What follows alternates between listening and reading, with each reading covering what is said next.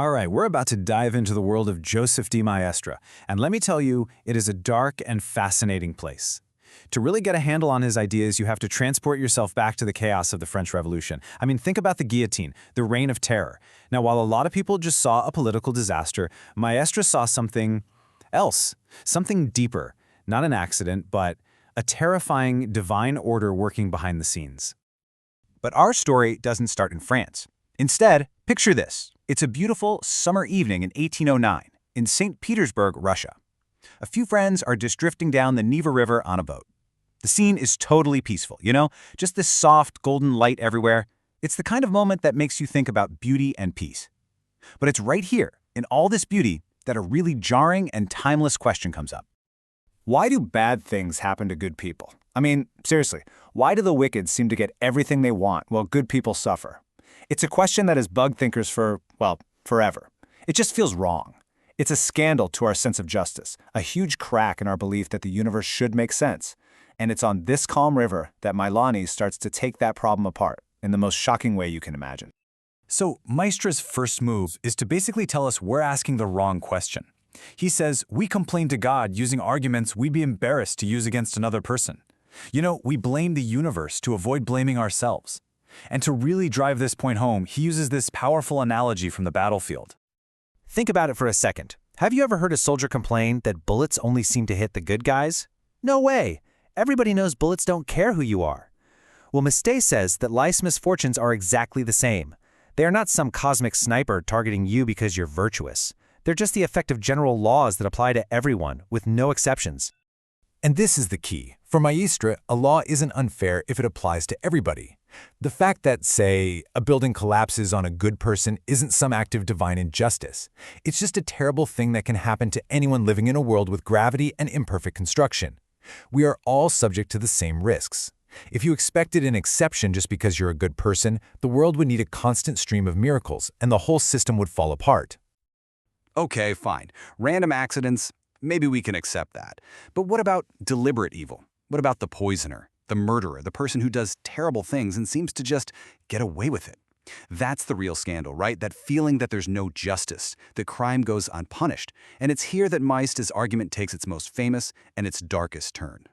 Maistre argues that human justice does exist, and it has a physical form, a necessary agent. He asks us to look closely at a figure that we would all rather pretend doesn't exist, a man he believes is the absolute cornerstone of society, the executioner.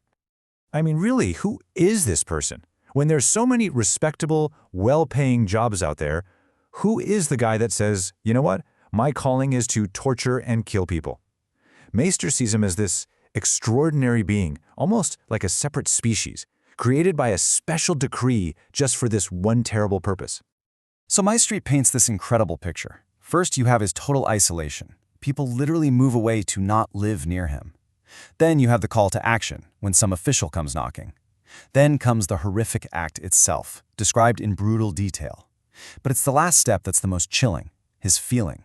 It's not sadness or guilt. It's a weird kind of professional pride. He's the best at what he does, and he knows it. And here's the stunning conclusion Maistre draws from all this. You take this man away, and society falls apart. Order disappears. Thrones topple. The executioner, this figure of absolute horror, is the ultimate guarantee of social order. He's the physical proof of justice on earth, the pole that the whole world of law is built around. So, we've gone from a single criminal to the very foundation of society. Now, Maistre scales up the argument to the mass punishment of nations. If the executioner creates order through fear at home, what creates order between nations? Well, for Maistre, the answer is war. And this presents an even bigger puzzle. Maistre asks us to imagine we're an alien visiting Earth, trying to figure out our morality. Logically, this alien would assume the executioner, who kills only guilty people and not very often, must be this heroic, honored figure. And the soldier, who kills innocent people by the thousands, must be seen as a monster. But of course, it's the complete opposite. We shame the executioner and cover the soldier in glory. Why? And this is the deep mystery of this soldier. The horror of the battlefield somehow doesn't destroy him. He can do these unspeakable things and yet remain a kind, gentle person in his daily life. Yesterday, he couldn't bring himself to kill a bird. Tomorrow, he's climbing a mountain of corpses. For Maistre, this isn't a contradiction. It's proof that something supernatural is going on here. Maistre's explanation is that war isn't really a human act at all. He calls it a state of divine fury. Man becomes a passive tool in the hands of some higher power. He's grabbed by a force he doesn't understand, and he does with enthusiasm the very thing his soul abhors. He doesn't choose war. War chooses him to carry out some higher command. And this brings us to the terrifying climax of Maistre's entire philosophy. He zooms out, way out, from the executioner's scaffold and the soldier's battlefield, to give us this one, single, horrifying vision of the entire world and what it's for.